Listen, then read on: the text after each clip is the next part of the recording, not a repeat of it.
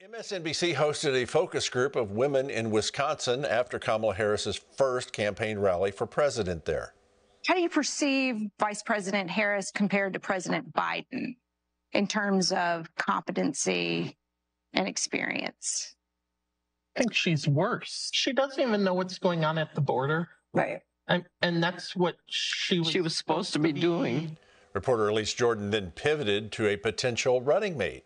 Is there anyone that Kamala Harris could appoint as her vice president that you would find reassuring, would make you consider voting for her? No, never considered voting for her. One even said she would vote for RFK Jr. for president before Harris. When do you think America will have a female president? When there's a competent one. I don't get a good feel for her. I think she's an idiot. Right. Well, the entire focus group will be voting for Trump and Vance come November. Joining us now is the author and director of investigations and research for Judicial Watch, Chris Farrell. Welcome back to Victory News, sir. Great to be with you. Thank you very much. All right, you just heard the Wisconsin voters, that focus group, and their absolute disinterest in Kamala Harris for president. However, Thursday's New York Times Siena College poll shows Donald Trump ahead of Kamala Harris by 1 point, 48-47 among likely voters.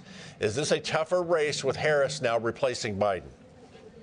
It's a different race. The dynamics have changed. You had Biden, who could barely string a sentence together, and now you've got Kamala, who's younger, more energetic, has a different demographic appeal, but she herself, talks in rhymes and has these sort of odd ways of communicating that don't necessarily engender confidence in her intellect or her capabilities, her merit.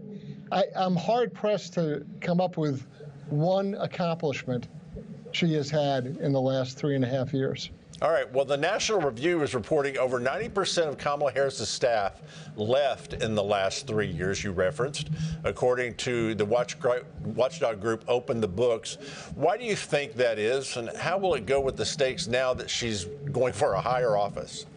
Yeah, a hallmark in any organization that has high turnover, high turbulence in personnel is that it's a leadership failure.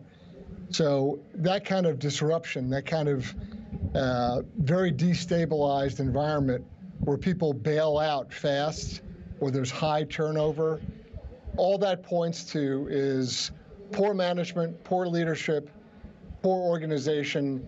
It's a telltale sign that anyone in management would tell you it's a very bad warning indicator. Okay, we had a lot of hearings this week. Indiana Representative Victoria Spartz was not ready for Christopher Wray's response to this question. You will understand the record that you had no confidential human sources that went into Capitol on January 6th. I can tell you that if you are asking if the violence at the Capitol on January 6th was part of some operation orchestrated by FBI sources or agents, the answer is no. So why was the FBI director so triggered by that January 6th question? Because it's exactly the kind of question that reveals what's been going on at the FBI since before the 2016 election. It's an enormously corrupt agency. I've called for the disbanding of the FBI since 2015, actually, because of corruption, in particular in its El Paso office. But likewise, look at the Gretchen Whitmer Fednapping case, where the FBI orchestrated, equipped, trained, recruited, and dispatched the people that they were saying were going to kidnap the governor. It turns out the FBI had 14 people out there recruiting 12 other people. The organization is rife with corruption, and he doesn't like it when he's asked pointed questions because it goes directly to the corruption of the organization itself. All right, let's talk about your organization. Judicial Watch announced today a warning they sent to Oregon State Secretary of State regarding voter registration issues in the state of Oregon. Tell us more. Oregon has failed over the last couple of years to remove anyone from the voting rolls because they've died, they've moved, they're a convicted felon, all the reasons that you would have to keep a clean voter roll. They've failed. We send a warning letter because if they don't clean up their voter rolls, we'll sue them. And Judicial Watch has been successful in removing 4 million false or inaccurate voter roll entries across the country. So I'll go state by state. 4 million people that should never have been on the rolls, we've been able to get them knocked off. Yeah, we need election integrity. We need all of it cleaned up across America. Thank you for doing that, Chris. Back to you in just a moment. Mike? Tim, U.S. Navy has reached a settlement with thousands of service members, including some Navy SEALs and special operators, regarding the COVID vaccine mandate. First Liberty Institute and Hacker Stevens LLC announced the settlement on Wednesday. It ensures Navy service members who refuse the COVID vaccine for religious reasons will now have an opportunity to have their records corrected and their careers protected. Even service members who chose to leave the Navy after being mistreated by the Navy will also get their records corrected. According to First Liberty, the Navy also agreed to post a statement affirming the Navy's respect for religious service members and provide more training for commanders who review religious accommodation requests. The settlement also calls for the Navy to pay $1.5 million in attorney's fees. Here with more on that story is First Liberty's Military Affairs Practice Chair Group, Danielle Runyon. Counselor, welcome to Back to Victory News. Thank you very much. Thanks for having me. Danielle, tell us about the big win we highlighted in that previous story and how the decision benefits Navy staff who did not take the COVID vaccine for religious reasons. So at the very beginning of this case, we had a mission to save the careers of the 35 Navy SEALs that we represented. And we came out of this case accomplishing that mission, not only for those Navy SEALs, but also for 4,300 sailors who we ended up having as part of our class. Now, the benefit of this settlement is that it protects careers, as you said, but it also sends a very strong message to the Department of Defense and military leaders that we need to get back to operating our military as a military, and we have to stop the purge of religious service members who have volunteered to serve our nation, to protect our freedoms, and to uphold, protect, and defend the Constitution of the United States. And you kind of covered part of this, but why should the Navy work to understand and respect their personnel who have religious beliefs? Well, first of all, many people think that just because you join the military that you give up all of your rights. That's not the case. So military members have constitutional rights. They're protected under the Religious Freedom Restoration Act.